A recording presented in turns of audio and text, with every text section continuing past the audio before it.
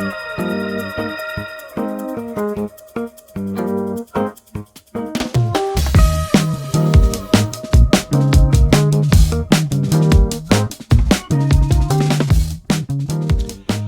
everyone, welcome again to another Teacher Joseph video clip. Today we're going to talk about an interesting news story, and it's all about a woman, a British woman, who's worried about her accent. It's a really interesting story. We're going to read through it and we're going to learn a little bit more about why she's upset about the accent she has. Let me just give you some background first. So, people here, sometimes accents are associated with bad behavior. For example, strong Scottish accents sometimes make English people a little bit uncomfortable because Scottish people are known for drinking too much, especially in history. These things, though, don't really apply today because Scottish people and Irish people, as well as the Welsh, they are very proud of being different from England. So they encourage people to be a little bit different. Some people, though, especially older people, don't like to hear strong accents, and it can cause some problems sometimes, especially amongst people who are very, very well educated. So that's what we're going to look at now. So let's go to the story. Right, and here is the story. You should be able to see this now. It says UK's hierarchy of accents. I thought mine made me sound stupid. Now, I have to say, unfortunately, this isn't the first time I've heard people saying this. There's a lot of people out there who are greatly discriminated against because of the way they speak. Now, for those of you who know me, you know that I love different accents, but there are some that make me very uncomfortable. It's not really about the accent, it's more about how colloquial the person is. So, for example, someone who uses colloquial language, sometimes I think, I'm not sure I want to be close to that person because they don't sound educated. This is about a woman, this story, who went to university. We're going to read what she has to say. Now, people here don't all speak London. We don't all speak with London accents. We don't all speak London-ish, if I can call it that. That's not really a term, by the way. We would say London accents. Okay, so let's see. Let's see what she says. UK's hierarchy of accents. I thought mine made me sound stupid. And she says, her name is Beth Bedell. She began to feel self conscious about her accent when she started university. And there's a picture of her there. We can see. Okay, so let's go through it. It says, and if you want to shadow with me or practice your accent, remember deep breath in, head down, legs apart, and you want to be repeating after me. Okay, so before she started university, Beth Bedell had never really thought about her black country accent. In case you're wondering, the Black Country is the Midlands around Birmingham. We call it the Black Country because it was very, very industrial. But when she started attending seminars during her undergraduate course at Durham University in 2022, she began to feel self conscious and avoided speaking up in front of the other students. Beth from Sandwell in the West Midlands recalls a privately educated student once telling her, "You don't sound like you're from a private school." Now, I don't know what course she was doing, Okay, but it sounds like she was amongst people who came from a different background. Most of our universities now don't face that problem, but depending on the course you're doing, you could face that problem. For example, doctors, um, teachers, maybe people who perhaps come from a wealthy family. I mean, I didn't, but people who did, they sometimes have very strange attitudes towards people like Beth. So it says here, when she replied, telling him she went to a state school, he said, "Oh, you must be intimidated by us and how we speak."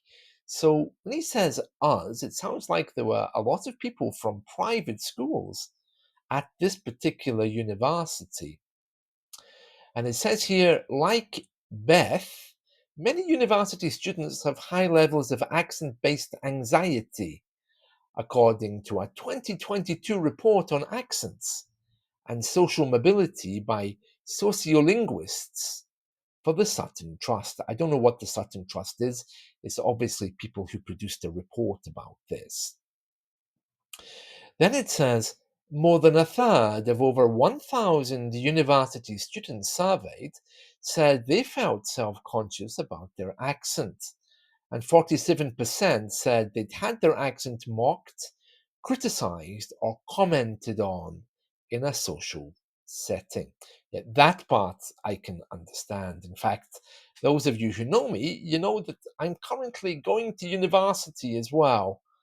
And I can't speak like this at university because they would laugh at me because I'd be sounding English. So I'm at a Scottish university online. So I have to really try to force myself to have a strong Scottish accent to make myself sound local. And I don't like doing that, but I know that if I speak differently, I'm not really going to have so many friends there. So I understand more about Beth because I want to fit in with these people. Just to show you what a Scottish accent's like, I'm going to read the next paragraph in a Scottish accent so you can hear. Now, my parents were Scottish, and I had a very strong Scottish accent until I was 10 or 11. So let's try. This is the Scottish accent. More than a third of over 1,000 university students surveyed said they felt self-conscious about their accent, and 47% said they'd had their accent mocked, criticised, or commented on in a social setting. Okay, let me just repeat that in an English accent. I'd be more comfortable with that. More than a third of over 1,000 university students surveyed said they felt self conscious about their accent, and 47% said they'd had their accent mocked, criticised, or commented on in a social setting. So there we are. You can hear there that there's a big difference between Scottish and the London accent. And that's why you must begin to decide on a place and make that place your place of learning. If you like London, go for London media. If you like Scotland, go for the Scottish media. But when you start shadowing with American stuff, British stuff, London stuff, Scottish stuff, Australian stuff, your accent's going to get into a bit of a mess. So it's better to choose one place, the place that you want to be associated with, the place you identify with. And from there, look at the rest of the world. So when I watch an American drama and I don't understand some of their idioms, I don't say, "Oh, my English is terrible." What I say is, "Well, they're American. They speak differently from me. This is my patch, my place." And that's what you must do. Don't try to learn English from everywhere in the English world. Because if you try that, you're going to have a big, big job in your hands. Because even I don't understand everything. My goodness me. Put me with an Australian for 5 minutes and I'll be, what? Huh? Bobby? What? Barbie? What's isn't that a doll? Oh, barbecue. Oh no, I didn't know. Right, let's continue. Okay, so in the first year, I missed a lot of seminars and workshops because I was so scared to go in and actually have to give an opinion on something because I always felt what I was going to say was going to be wrong, the 21-year-old says. A lot of it did come down to the accent. And she says she felt her fellow students would take her opinions less seriously and that she was perceived as stupid. Yeah, I mean, I have to say, I agree with her on that, but I think she has a problem because she shouldn't be afraid. I mean, I'm not afraid of going to university, but at the same time, I can also say that, yeah, I would be worried about accents, but it sounds like she's just afraid anyway, doesn't it? And she says she felt her fellow students would take her opinions less seriously and that she was perceived as stupid. I have no comment to make on that. Right. The UK has a hierarchy, remember the R silent, hierarchy of accents. Right. We'll just read a bit of this. It says here people draw conclusions about everything based on someone's accent, and they do it really fast, says Dr. Mary Robinson. Okay. It says here participants in new research by the University of Cambridge and Nottingham, Trent University said they thought people with some regional accents were more likely to behave in certain ways. Oh, yeah. Yeah. I mean, I would be frightened uh, if you put me with some accents. It says here, of the 10 accents studied, Glaswegians, people from Glasgow in Scotland, were perceived as most likely to stand up for someone who is being harassed. No, no, Glaswegians are more likely to punch you in the face, I think. You're not the kind of people you want to be around. People with Scouse, that's Liverpool, accents were seen as most likely to commit crimes. Oh no, I'd say Glaswegians there. And people with standard southern British English accents were viewed as most likely to report a relative to the police for a minor offence. Yeah, I would say all of that's true. And then it talks about why. So it says here accents from industrialized urban areas like Glasgow and Birmingham are often seen as low status. Yeah, absolutely. Yeah, which is why you don't want to be around them.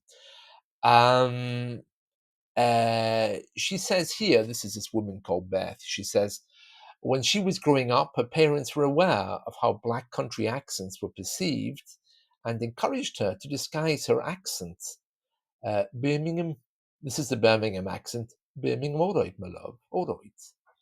Yeah, yeah, many people do think that they have a low intelligence. Um, it's because they were heavily industrial and, it's hard to move on from that. People here, where I am currently, are the same. Um, this woman, the doctor, she says she's witnessed students being laughed at in seminars for the way they speak. Yeah, I've witnessed that. Yeah, as a teacher, I've come across many different accents. I have to say though, some people do play on accent to get what they want. Like if I want to get anything done here, I know I have to speak with a strong Scottish accent. Otherwise, people will think that I'm being polite. But if I want someone to dislike me or think that I'm English, which my accent is, then of course they will, if I speak to them in an English accent, they might not like it. Anyway, it says here, I've modified my accent down a lot, she says. I've had people call in radio shows that I've been on saying, if you're going to have someone talking about language, you should have someone who knows how to speak properly. Uh, we have regional accents everywhere, and some of them are very hard. to understand. And that's one of the reasons why I speak with an English accent. I mean, part of it is because, of course, I went to school in England, but the other part is because I try to make sure I speak using colloquial English, colloquial London, receive pronunciation, very clear when I'm teaching, and I particularly avoid the Scottish accent. I don't think it's very nice. It's a bit too hard for my tastes. And only when I'm at university or in a crowd of Scottish people will I change to a Scottish accent. Otherwise, they would certainly treat me differently. Right. This is a long story, so we're not going to uh, go over all of this, but there are people here who talk about other accents as well. Particularly, we have a TV show here called "The Only Way Is Essex." It's another thing, a TV show for you to look at. The Essex accent is also quite strong. And this woman goes on to talk about it. Okay, so if you want to read this in full, all you have to do is to put hierarchy of accents into the BBC search box, and I'm sure you'll find it. And it has Beth's face there. There she is, Beth. Um, yeah, and I'm sure there will be other people who are judging her by her appearance, because in a first glance there, some people would point out that she doesn't look like she should be a British. But let me tell you something, there is no such thing as a British look. There are white people, there are black people, there are people of all walks of life. And please, please, please don't try to define a British identity by skin color or by looking like like me. It doesn't work, okay? And it's not very nice, it's politically incorrect, and you can get into a lot of trouble for trying to do that. So, Britain is a very diverse place, and soon, hopefully this weekend or next week, you're going to be getting a podcast of me interviewing my friend Naz. Naz is a British born uh, guy, just like me, native speaker, but his parents were from Pakistan. And we're going to ask him what it's like to be British, because he's as British as I am, but because his skin is a bit darker, many people assume he's Pakistani, but he's not. And this is something which isn't very nice. And it's rather unfortunate if you're different from the majority, but he's my friend. I don't see skin color, and neither should you. We're all here together, and we're just like America, one big pot of color. And that's the best way to think of it. So we have people of every background here. And my Chinese friend, or one of my Chinese friends, was born here. And it's wrong of me to call him one of my Chinese friends, but that's the way he refers to himself because his parents were Chinese. I have another friend who's British, who was Chinese and got a British passport. So he's British now too. This is Britain. This is diversity. It doesn't make everyone very happy, but that's the way we are. We're very open and we don't use labels to try to work out where people are from. If they're British, they're British, and we're happy. We just accept them with that. At least I do anyway. Right, that's it from me. I hope you've enjoyed this. And let's catch up soon. And as we say here in the UK, don't be a stranger. It means come back soon. Bye.